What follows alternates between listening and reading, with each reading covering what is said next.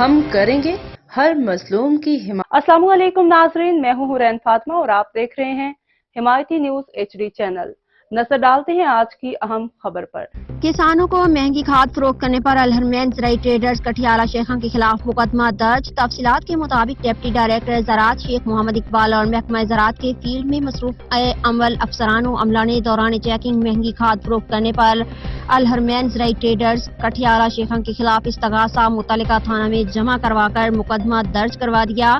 اس موقع پر deputy director زراعت شیخ محمد اقبال کا کہنا تھا کہ گندم سیزن کے دوران جعلی یا مہنگی کھاد فروخت کرنے پر 33 ڈیلران کے خلاف مختلف تھانہ جات میں مقدمات کا اندراج، 4 گودام سیل اور 1700 بوری کھاد ریکور کی گئی، جبکہ 1,75,000 روپے جرمانہ بھی عائد کیا گیا۔ مزید خبروں اور اپڈیٹ سے باخبر رہنے کے لیے دیکھتے رہیں حمایتی نیوز HD چینل۔